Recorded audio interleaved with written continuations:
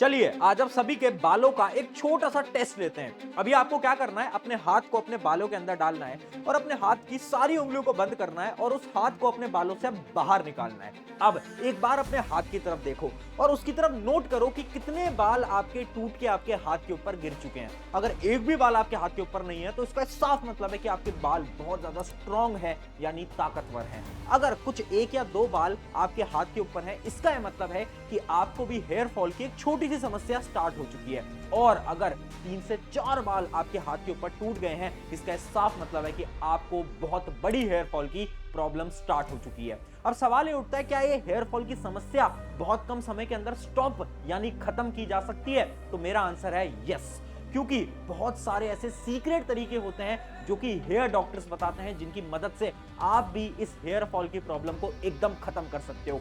But in सारी चीजों के बारे में कोई बात इसलिए नहीं करता क्योंकि अगर इन नॉर्मल टेक्निक्स के बारे में सबको पता चल गया ना, तो वो जो लोग हैं ना, जो कि महंगे महंगे प्रोडक्ट्स बना रहे हैं, शैम्पू बेच रहे हैं, उनके धंधे एकदम बंद हो जाएंगे। रोज रोज शैम्पू करोगे तो बाल सफेद हो जाएंगे। स्कैल्प में तेल डाल के मसाज मत करना। Unfiltered truth about the hair care industry. तो हाय एवरीवन, मेरा नाम है प्रशांत। इस वीडियो को बनाने से पहले मैंने 10 से 15 हेयर डॉक्टर से बात करी, जिनको हम ट्राइकोलॉजिस्ट भी बोलते हैं। और उन सभी डॉक्टर से बात करने के बाद ना मैं एकदम शॉक हो चुका हूं, क्योंकि उन सभी डॉक्टर ने एक बात मुझे बताई। वो बात ये थी ना कि आज से कुछ साल पहले जो लोगों का हेयर फॉल स्टार्ट होता था ना, जब बाल झड़ना स्टार्ट होता था ना, वो 30 साल की उम्र के बाद होता था। बट आज के समय पर ये जो हेयर फॉल की प्रॉब्लम है ना, ये 15 या फिर 14 साल की उम्र से शुरू होने लगी है। आखिर इसके पीछे का रीजन क्या है? तो मैंने बहुत सारे ऐसे सवाल उन्हीं सब डॉक्टर से पूछे और उन्होंने मुझे बहुत सारे सीक्रेट टेक्निक्स भी बताई। बट उन सारी टेक्निक्स को बताने से पहले मेरा आपसे एक सवाल है, आपकी एज क्या है और क्या ये प्रॉब्लम आप भी फेस करते हो? कमेंट में अपनी एज जरूर लिखना। और इस वीडियो का कमेंट सेक्शन आपको ये बताएगा कि हेयर फॉल किसी भी एज में हो सकता है, यानी 14, 15, 16, 17, कोई भी एज हो सकता है। एक बार अपनी एज कमेंट में जरूर बताना। अब बात करते हैं इसकी सोल्यूशन की। सोल्यूशन को समझने के लिए आपको एक चीज समझनी पड़ेगी, जो कि है इसके रीजंस, यानी आपको समझना पड़ेगा साइंस बिहाइंड हेयर फॉल।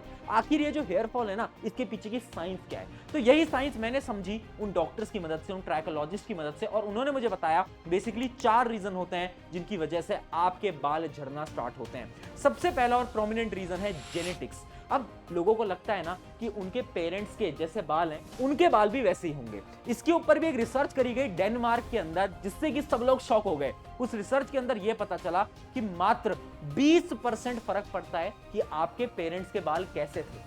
80% आपकी खुद की लाइफस्टाइल डिसाइड करती है। और यही है हमारा रीजन नंबर 2, जो कि है लाइफस्टाइल, यानी जैसा आप खाना खाते हो, जैसे आप जीते हो अपनी जिंदगी, वो डिसाइड करेगा कि आपके बाल कैसे होंगे। और तीसरा नंबर का जो आपका रीजन है वो है आपके हॉर्मोन्स।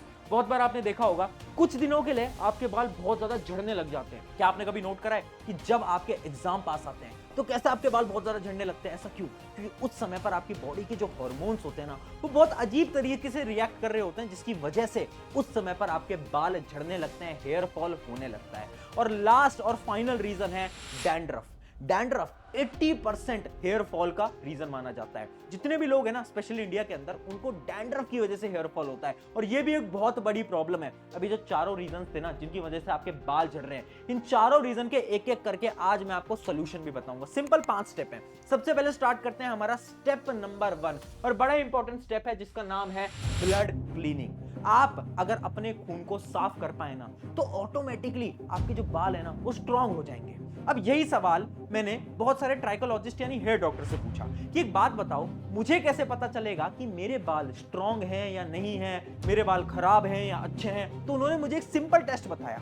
उन्होंने मुझे बोला कि अपने बाल को तोड़ो, अपने हेयर को तोड़ो, और क्या करो, पानी के ऊपर रखो। जब हम पानी के ऊपर रखेंगे ना, तो जो खराब बाल होंगे, अगर आपके बाल बिल्कुल खराब हो चुके हैं ना, तो पानी के अंदर डूब जाएंगे। बट अगर आपके हेयर सही होंगे तो पानी के ऊपर तैरने लगेंगे। एक बार आप भी ये ट्राई करके देखना और बताना मुझे, क्या आपके बाल जो थे वो पानी के अंदर डूब गए या फिर वो तैर रहा है? अगर वो तैर रहा है, इसका ये मतलब है कि आपको ब्लड क्लीनिंग की उतनी जरूरत नहीं है। बट फिर भी मैं ब्लड क्लीनिंग के स्टेप्स बता देता हूं। ब्लड क्लीनिंग में आपको कुछ नहीं करना है, आपको हर रोज 12 घंटे की फास्टिंग करनी है, यानी आपको 12 घंटे कुछ भी नहीं खाना है। अब 12 घंटे कैसे खाना नहीं खाओगे? सिंपल सी बात है, रात को अपने डिनर को जल्दी करो और सुबह जब तक उठोगे, जब तक ऑटोमेटिकली 12 घंटे हो ही जाते हैं। तो इस वजह से आप अपनी फास्टिंग कर सकते हो 12 घंटे की, जिसकी मदद से आपकी बॉडी के जितने भी खराब सब्सटेंसेस हैं, जितने भी टॉक्सिक सब्सटेंस हैं, वो आपकी बॉडी से बाहर निकल जाएंगे और आपका ब्लड ऑटोमेटिकली क्लीन हो जाएगा। और अगर आपका ब्लड क्लीन हुआ ना, तो आपके जो बाल है ना, ये भी सही होने लगेंगे। 7 दिन तक ट्राई करो। मैं खुद एक साइंस का टीचर हूं और जितने भी आज मैं आपको फैक्ट्स बता रहा हूं ना, वो बेसिक साइंस के हिसाब से मैं आपको बता रहा हूं। ठीक है, ये था हमारा स्टेप नंबर 1। अब बात करते हैं हमारे स्टेप नंबर 2, जो कि है आपका स्काल्प कॉन्सेप्ट। देखो, क्या आपने कभी पेड़ को देखा है? अगर आप एक किसान हो, अगर आपको एक पेड़ को उगाना है और अगर आपके घर की मिट्टी अच्छी नहीं है, तो क्या कोई पेड़ उगेगा? नहीं उगेगा। क्यों नहीं उगेगा? क्योंकि अगर मिट्टी खराब है तो पेड़ नहीं उग पाएगा। और यही सेम कॉन्सेप्ट होता है आपके बालों के साथ। आपकी बाल की जो नीचे वाली स्किन होती है उसको हम बोलते हैं स्काल्प, यानी आपके जो हेड की स्किन होती है उसको हम स्काल्प बोलते हैं, और उसके ऊपर ही आपके बाल ग्रो करते हैं, यानी आपके हेयर ग्रो करते हैं। अगर आपका स्काल्प ही बेकार होगा तो आपके बाल कभी ग्रो ही नहीं कर पाएंगे और हमेशा आपको हेयर फॉल वाली प्रॉब्लम आती रहेगी। अब भैया हम कैसे हमारे स्काल्प को क्लीन कर सकते हैं? बड़ी सिंपल सी चीज है, ज्यादा कुछ नहीं करना है आपको। अपने स्काल्प को क्लीन करने के लिए ना, आप अपने स्काल्प को सनलाइट दो, यानी आप धूप दो। जब आपकी धूप आपके स्काल्प के ऊपर पड़ेगा ना, तो ऑटोमेटिकली जितने भी बैक्टीरिया, जर्म्स हैं, वो मर जाएंगे। और इसके पीछे भी एक रिसर्च करी गई थी, जिससे कि ये पता चला, अगर एक इंसान जिसके बाल पूरी तरीके से झड़ चुके हैं, अगर वो पूरी तरीके से टकला हो जाए, यानी गंजा हो जाए, और उसके बाद अपने सर को कभी कभार धूप दे, यानी सनलाइट दे, तो उसके बाल ग्रो करना स्टार्ट कर जाते हैं, यानी उसके जो बाल है ना, उनकी ग्रोथ इंक्रीज हो जाती है। ये क्यों हुआ? क्योंकि उसने अपने स्काल्प को क्लीन कर लिया। तो अगर आप अपने स्काल्प को क्लीन रख पाते हो, तो ऑटोमेटिकली आप देखोगे कि आपकी हेयर ग्रोथ अच्छी होगी और उसके साथ साथ आपकी जो हेयर फॉल की प्रॉब्लम है, ये एकदम खत्म हो सकती है। अब बढ़ते हैं हमारे स्टेप नंबर 3 की तरफ, और स्टेप नंबर 3 है हेयर केयर रूटीन। बहुत बड़ा सवाल है कि आखिर हम बाल में क्या लगाएं, क्या एक शैम्पू लगा लें, क्या एक कंडीशनर लगा लें, क्या करें क्या ना करें, क्या महंगा प्रोडक्ट खरीदें? मैं बोलता हूं कि किसी की बात मत सुनो, तुम केवल और केवल हेयर डॉक्टर की बात सुनो। हेयर डॉक्टर बोलते हैं कि जो हेयर केयर रूटीन है ना, वो केवल 4 सिंपल स्टेप्स के अंदर खत्म हो जाता है। क्या है 4 सिंपल स्टेप? सबसे पहला आपका स्टेप है क्लीनिंग। आपको अपने बालों को क्लीन रखना पड़ेगा। कैसे रखोगे आप अपने बाल को क्लीन? कुछ नहीं करना है, क्योंकि आपके बालों के अंदर बहुत ज्यादा डर्ट आ जाती है, मिट्टी आ जाती है, क्योंकि आप बाहर जाते हो।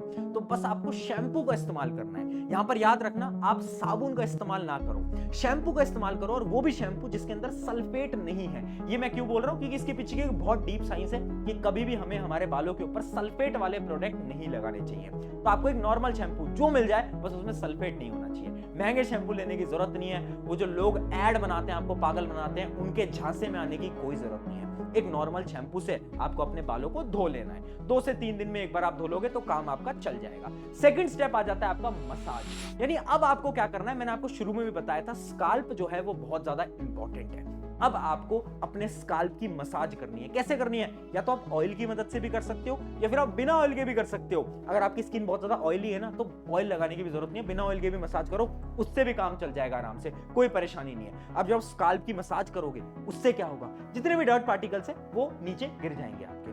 थर्ड स्टेप आ जाता है क्या? रिपेयर। अब देखो, जब आपने अपने बालों को शैम्पू से धोआ ना, तो शैम्पू क्या करता है ना, डर्ट को तो निकालता है, बट उसके साथ साथ आपके बाल के जो बहुत ज्यादा अच्छे सब्सटेंसेस होते हैं ना, जो अच्छी चीजें होती हैं जो कि बाल को चाहिए, वो भी खींच के ले जाता है। अब वो तो वापस देनी पड़ेगी। कैसे दोगे? कंडीशनर की मदद से। आप क्या करोगे? अब एक नॉर्मल कंडीशनर खरीद के ले आओ, जो भी कंडीशनर आपको मिल जाए, उसको जब भी आप शैम्पू कर रहे हो बस उसके बाद लगाओ। कंडीशनर से आपके बालों को वो सारे सब्सटेंसेस वापस से मिल जाएंगे और आपके बाल डैमेज होने से बच जाएंगे। और लास्ट और फाइनल स्टेप होता है वाटर, यानी पानी।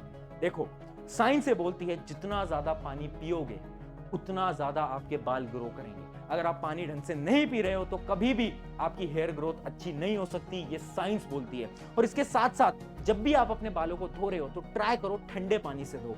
गर्म पानी से धोगे तो डैंड्रफ जैसी प्रॉब्लम आना पॉसिबल है।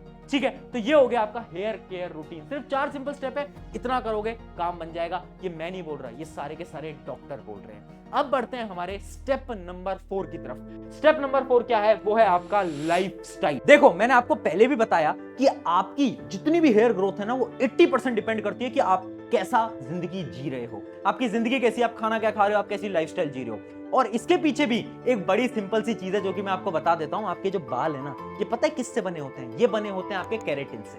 केराटिन क्या है? प्रोटीन से बनता है केराटिन। ठीक है। और प्रोटीन कहां से मिलेगा? आपको अपने खाने से मिलेगा, डाइट से मिलेगा। अगर आप डाइट के अंदर प्रोटीन नहीं लोगे, आयरन नहीं लोगे, तो क्या केराटिन बनेगा? नहीं बनेगा। और अगर केराटिन नहीं बनेगा तो क्या कभी हेयर ग्रोथ होगी? नहीं होगी। तो सिंपल सी बात है, अगर आप खाना अच्छा खाओगे, केराटिन बनेगा तो हेयर ग्रोथ होगी। और यही लोग इस चीज को समझते नहीं है। लोगों को क्या लगता है ना कि महंगे प्रोडक्ट लगा लेंगे तो उससे शायद हेयर ग्रोथ हो जाएगी, बट रियलिटी में ये गेम है सिर्फ और सिर्फ डाइट का। अगर आप अच्छी डाइट लोगे, डाइट में आपको क्या लेना है? आलमंड्स यानी बादाम आप ले सकते हो। उसके साथ साथ अगर आप नॉन वेज खाते हो वो आप खा सकते हो, एग्स आप खा सकते हो। इन सारी चीजों के अंदर बहुत ज्यादा प्रोटीन होता है, आयरन होता है, और अगर आप ये लोगे तो ऑटोमेटिकली आपकी हेयर ग्रोथ अच्छी हो जाएगी। अब बढ़ते हैं हमारे फाइनल पॉइंट की तरफ, और उस पॉइंट का नाम है स्ट्रेस।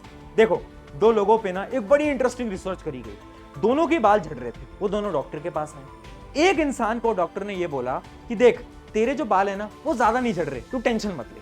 और दूसरे इंसान को ये बोला यार तेरे बाल तो बहुत ज्यादा झड़ रहे हैं, तू तो टेंशन ले। अब पता है हुआ क्या? 1 महीने बाद जिसको ये बोला था ना कि तुझे टेंशन नहीं लेनी, उसके बाल झड़ना कम हो गए ऑटोमेटिकली, कोई प्रोडक्ट नहीं लगाया। जबकि वो इंसान जिसको ये बोला था कि यार तेरे तो बहुत ज्यादा बाल झड़ रहे हैं, तू तो टेंशन ले, उसके बाल झड़ने और ज्यादा हो गए। और इससे पता चला कि जितनी ज्यादा तुम स्ट्रेस लोगे उतने ज्यादा तुम्हारे बाल झड़ेंगे, हेयर फॉल होगा। देखो, आज के समय पर ना हम एक लूप के अंदर फंस चुके हैं। लूप क्या है? अब आपके बाल झड़ रहे हैं, उस बात का आपको स्ट्रेस हो रहा है। अब स्ट्रेस हो रहा है तो आपके बाल झड़ रहे हैं। ये लूप के अंदर, इस साइकिल के अंदर आप आज के समय पर फंस चुके हो, है ना। बार बार हम सोचते हैं कि यार मेरे बाल झड़ रहे हैं, क्या होगा क्या नहीं होगा। आप स्ट्रेस लेते हो और बाल आपके झड़ने लगते हैं। और यही सबसे बड़ी प्रॉब्लम है जिसको लोग नेग्लेक्ट कर देते हैं, इग्नोर कर देते हैं, जो कि स्ट्रेस। यार स्ट्रेस लेना कम करो। अगर आप अपनी लाइफ में स्ट्रेस को कम कर दोगे ना, अगर आप ये सोचना बंद कर दोगे ना कि ठीक है यार बाल झड़ रहे हैं, कोई दिक्कत नहीं है, अगर आप स्ट्रेस कम करोगे, देखना कुछ समय में ऑटोमेटिकली आपके बाल सही होने लगेंगे। स्ट्रेस को खत्म करो। आपकी जिंदगी में जो जो स्ट्रेसेस हैं उनको कम करो। अगर आप काम करते हो, पढ़ाई करते हो, ये जो स्ट्रेस वाली चीजें इनको थोड़ा कम करो। आप जैसे इन सारी चीजों को कम करोगे, ऑटोमेटिकली आपके बाल सही होने लगेंगे। और एक चीज मैं बोल देता हूं, और ये चीज ना मुझे सब डॉक्टर ने बोली कि देखो, बाल एक ऐसी चीज है ना जो कि ग्रो आसानी से किए जा सकते हैं। ऐसी चीज नहीं है कि एक बार खत्म हो गए तो खत्म हो गए, बाल वापस नहीं आएंगे, बाल आ जाएंगे। तो उस चीज के ऊपर आपको इतनी सोचने की जरूरत नहीं है। ये कुछ 5 सिंपल स्टेप्स हैं, अगर आप इनको फॉलो करोगे ना, बाल ऑटोमेटिकली आपके ग्रो कर जाएंगे, वो भी मात्र 7 दिन के अंदर। एक बार ट्राई करना और मुझे कमेंट में जरूर बताना क्या ये सारी चीजें आपके ऊपर काम करी या नहीं करी। शुक्रिया एवरीवन, मेरा नाम है प्रशांत। वीडियो अच्छी लगी तो एक दोस्त के साथ जरूर शेयर कर देना।